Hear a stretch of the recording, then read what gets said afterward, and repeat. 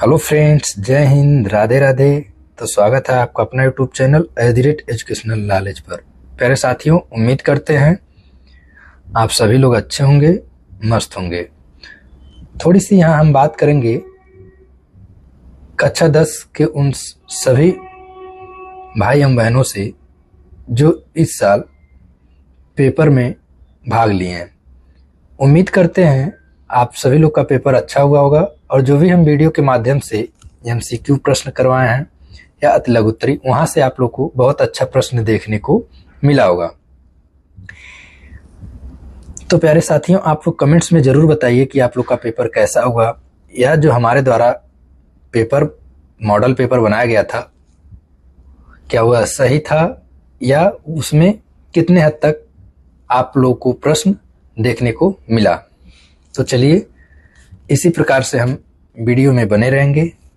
आज का जो हमारा अध्याय है, अध्याय 5, प्राकृतिक वनस्पति तथा वन प्राणी।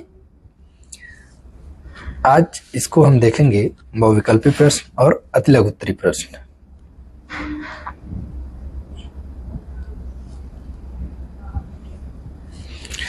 पहला हमारा प्रश्न है, भारत में जीव संरक्षण अधिनियम कब लागू हुआ?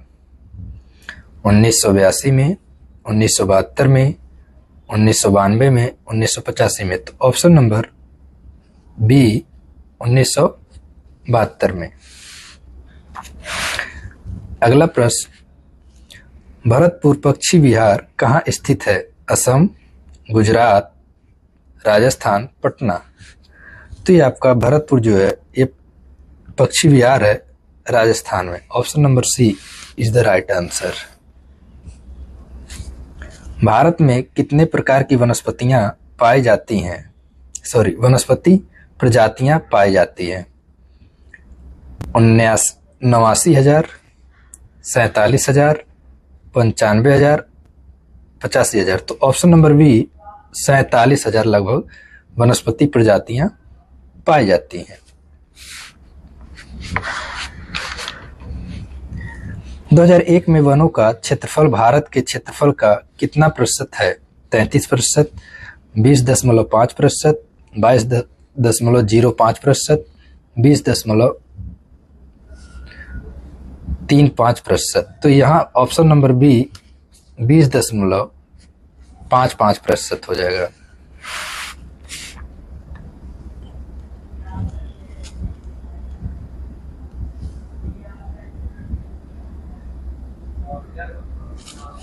2003 में वनों का कुल क्षेत्रफल कितना किलोमीटर था?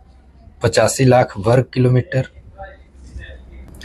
अगला प्रश्न देखेंगे, 2003 में वनों का कुल क्षेत्रफल कितना किलोमीटर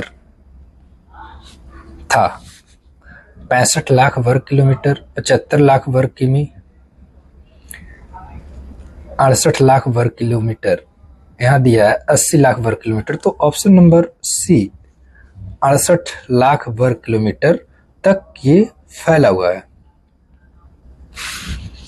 अगला प्रश्न, रबड़ का संबंध किस प्रकार की वनस्पति से है? हिमालय, टुंड्रा, ज्वारी, उष्णकटिबंधीय वर्षा। तो ये ऑप्शन नंबर डी उष्णकटिबंधीय वर्षा वनस्पति से संबंधित है। अगला प्रश्न, सिमलीपाल जीवमंडल आरक्षित क्षेत्र किस राज्य में स्थित है?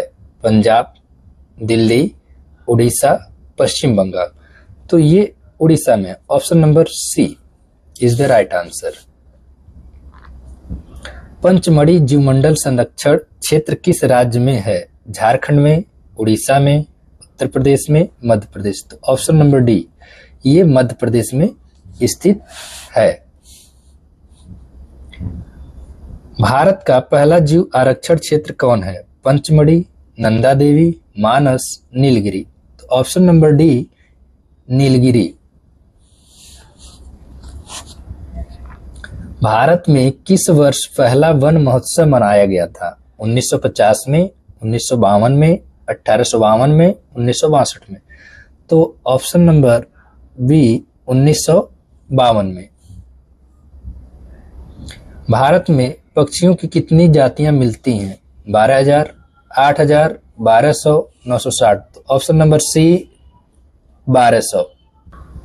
तो 1200 प्रजातियां पाई जाती हैं। सदाबहार वन में पेड़ों की ऊंचाई सामान्य कितनी होती है? 60 मीटर, 6 मीटर, 600 मीटर, 90 मीटर। तो ऑप्शन नंबर ए सदाबहार वन में लगभग 60 मीटर तक वृक्ष देखने को मिलते हैं। ज्वारी वन में मुख्य वृक्ष हैं मैंग्रोव, सुंदरवन, ए और बी दोनों, इनमें से कोई नहीं। तो वहां ए और बी दोनों, ऑप्शन नंबर सी मैंग्रोव वन और सुंदरवन दोनों प्रकार के वन पाए जाते हैं। अगला प्रश्न, देवदार। सॉरी फ्रेंड्स, यहाँ से कुछ वॉइस प्रॉब्लम आ गए थे, इसलिए हम एक बार फिर से प्रश्न को दोहराएंगे।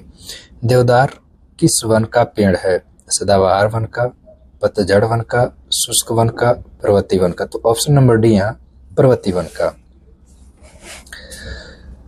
चंदन के वन भारत में कहाँ मिलते हैं? केरल में, तमिलनाडु में, कर्नाटक में, गुजरात में। तो ये कर्नाटक में मिलते हैं, ऑप्शन नंबर सी।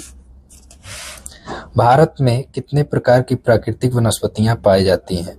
5, 71, 10, 3। तो ऑप्शन नंबर ए 5। अगला प्रश्न देखेंगे, भारतीय जीव सुरक्षा अधिनियम किस वर्ष लागू हुआ?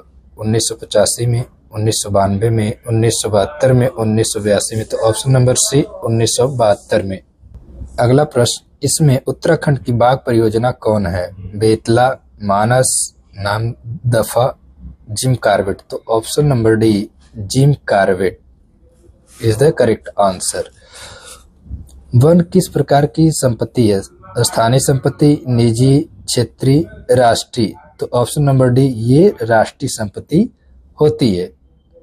निम्नलिखित में से किस क्षेत्र में पतझड़ वन मिलते हैं? मेघालय, अंडमान निकोबार, पश्चिमी घाट का पश्चिमी ढाल, Chhattisgarh. Option number D Chhattisgarh में मिलते हैं।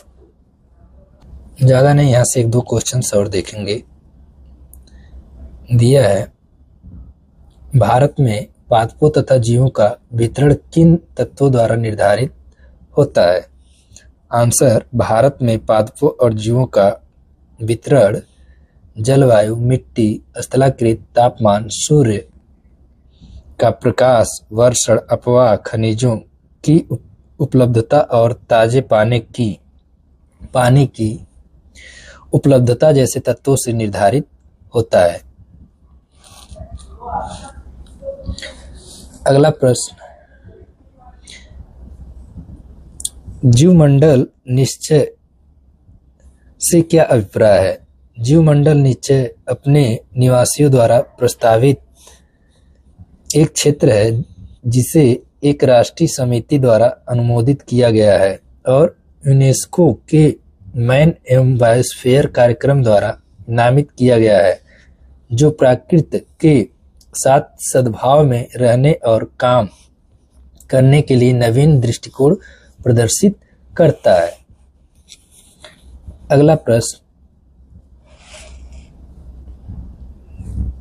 सदाबहार और पर्णपाती वन में क्या अंतर है?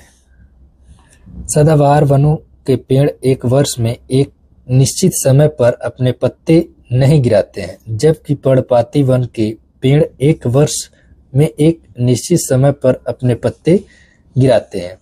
तो प्यारे साथियों, कुछ हमारे प्रश्न थे कक्षा 9 के सामाजिक विज्ञान से। यह क्लास कैसा लगा आप लोग कमेंट्स जरूर करें, और अगर आप हमारे चैनल पर नए हैं तो चैनल को सब्सक्राइब जरूर करिए। जय हिंद, धन्यवाद।